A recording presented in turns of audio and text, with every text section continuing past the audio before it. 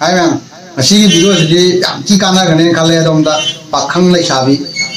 का पाखंग लेसाबी सी वीडियो ने आईआईटी के मरी लेने से वीडियो ने अदो सी वीडियो से याम की काना गने दमदा अतोप यूट्यूबर सिंग जो थाई थागला मनी येंग मनी को अदु मोइना थागला वीडियो दगी तोमा करी एप्स नो कमाई तो सिना गदम हाबिदो आई सोइदना ताक्षरके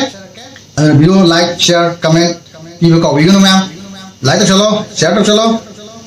सब्सक्राइब तो चलो मैम फोन द एप्स अमा हापगा लोइना खंगबा या सिगी एप्स से करी एप्स नो हाबिदो मैम खंगनिंगदी लाइक तो रमो दुगा सब्सक्राइब तो चलो अदु कमेंट दा थारो करी एप्स नो अदु हंगिरो आई हाइजरागे अथंग वीडियो दा सोइदना अपलोड तो जरके खंगिमगनी दो सिगी एप्स खंगदी नुपादना कई तौरी नुपीदना कई तौरी लोई खंगदुनी एवरीथिंग माई फोन दुदा नंग ब्लॉग पिरमजे नंग अदुम हांबा यादुनी को अदई माई फोन दुदा फोटो कना यावरी लोई यावरी लाइट शो लोई येंबा यादुनी कैमरा ऑन तौरगा मा कई तौरी अदई कमाई तौरी साउंड बो कोई ताबा याय को सिगी एप से अदु या ठीना कानाई अदु मैम आईगी वीडियो से वीडियो कोना आई पूरा लासगे अदुना हाँ नाइज अपनी मैम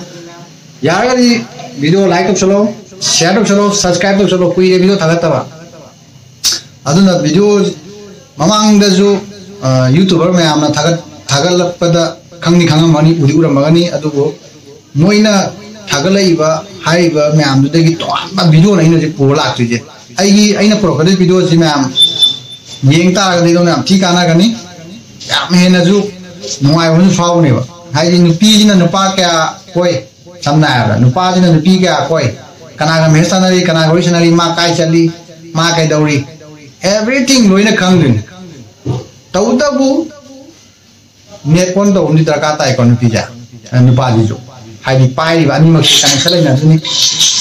नेट ऑन तो जगदी यारोय नेट ऑन तो तरागदी लोइना यादुनी एप से मम हाबना दुनी वीडियो जाम सांगनी मैम तेसा जो संजागे मथंग वीडियो द सोइदना अपलोड तो जरके